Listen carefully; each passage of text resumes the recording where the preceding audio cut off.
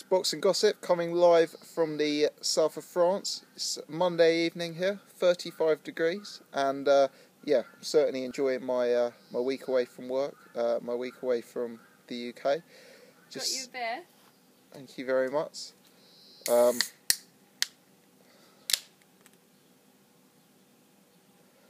Yeah. So yeah, it's been a good week.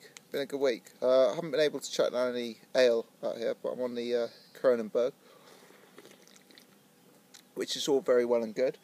And yeah, week has been good so far. But I wanted to talk about some of the boxing that we've missed, or that I've missed in my absence.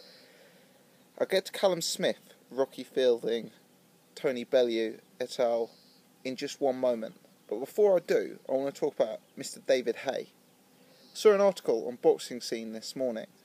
While my young lady was in the shower making herself look pretty, I managed to steal a few glimpses onto Boxing Scene. And to my horror, David Haye was saying that the fight between Fury and Klitschko isn't going to happen, because he sees Fury ducking Klitschko and, trying to find an excuse for that fight not to happen. Now, I find that incredibly odd and incredibly bizarre from a guy like David Haye, who had two opportunities to fight Tyson Fury, and for whatever reason, and we won't go into that in this video, found excuses for the fight not to happen on both occasions. So I think people in glass houses should not throw stones, and I think in this area, David Haye isn't just in a glass house, he's in a sort of crystal palace, really, isn't he? So yeah, I wanted to call him out on that first and foremost, and then we'll get on to the card in question. Let's talk the Callum Smith card. Start with Tony Bellew. Now, Tony Bellew, as many regular viewers will know, is someone I consider to be one of the most overrated active fighters in the sport.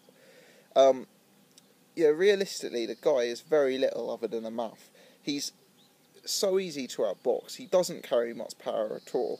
And I think he's so defensively open. I mean, even in the more recent Cleverly fight, where Cleverly put in a horrific performance, the jab of Cleverly was consistently finding its home. And Bellew's just the kind of guy for me who always loses when he steps up in class, and I see that happening again with the move to cruiserweight.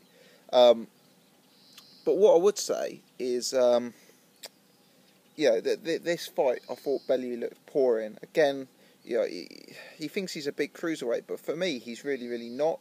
He's like quite a fat cruiserweight, and the performance was, I understand he got the guy out of there. And I should say, I kind of watched the fights on like a very grainy stream, and I was quite drunk at the time, so I'm not necessarily going to sit here and suggest that I've watched the fights with the attention that they necessarily deserve and the attention that they necessarily merit. But yeah, suffice to say with Tony Bellew, I wasn't impressed by him, and I don't think in my eyes he stands much of a chance when moving up and fighting the top boys at £200. With regards to Callum Smith, Christopher Brasse, I breathed a sigh of relief there. Had a bet with a subscriber about Callum Smith versus Brasse, and I was pleased that the fight went the distance.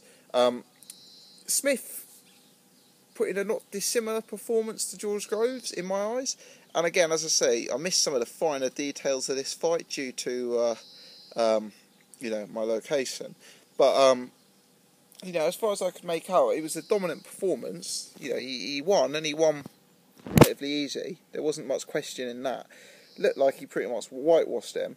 But Brasse again had a habit of making things look difficult and kind of exposing slight efficiencies. And Smith, as I've always said, is a very, very good body puncher. And he showed that again, dropping Brasse, who's obviously an extremely durable opponent. But I just wonder, Christopher Brasse's fringe, borderline, top 30, top 40.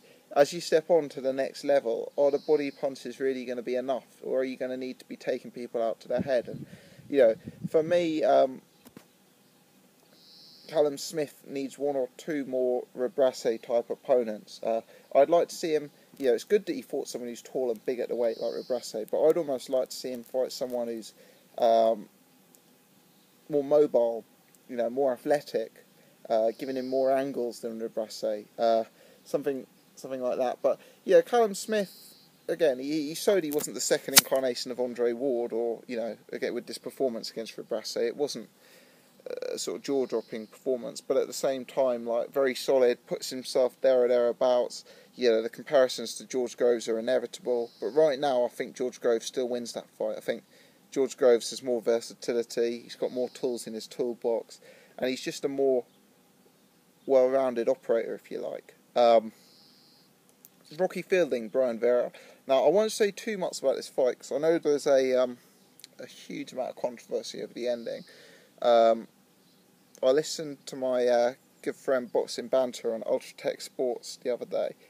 It might have been this morning, actually. I was waking up with a bit of a hangover, flicking through YouTube, and yeah, he was giving the referee an absolute pasting on that. So I need to rewatch it, and I understand, you know, there's a huge amount of controversy over the matter of the ending, the matter of the finish, shall I say.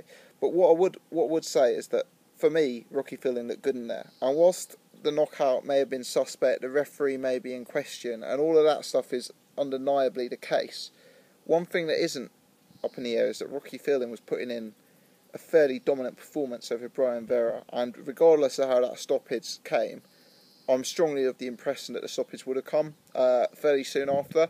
You know, whether the referee had made a mistake, whether it was legit or otherwise. You know, Rocky Fielding looked pretty decent to me, and Brian Vera is a good calibre opponent. We saw him recently in 2 fights against Chavez Jr. looking good, beat Andy Lee, saw him against Willie Monroe Jr. causing some issues, and Rocky Fielding dispatched of him. And I would say that Rocky Fielding right now is a hotter prospect than Callum Smith. You know, that's just my idea. Rocky Fielding's a power puncher at 168. You know, Rocky Fielding can hit at the weight. Rocky Fielding's also very, very big for a super middleweight. Just as big as Callum Smith in my eyes.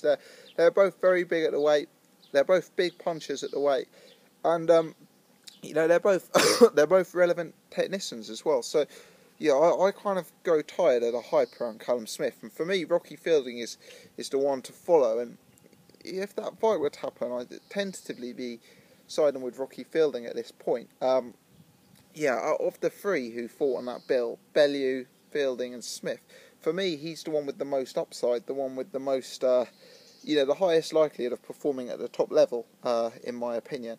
But yeah, just wanted to do a video. Apologies for, you know, I know there's been a few comments to some of my videos and a few emails, and I haven't got back to them. I will try and do that upon my return to the UK. I'm back. I need to check when I'm back, actually. My girlfriend manages the itinerary, but I know I'm working next Monday, so I'll be back this weekend. But yeah, hope you guys are all good, and I'll give you my view in a minute. I don't know how that's looking, but yeah, enjoying life out here. Catch you all soon.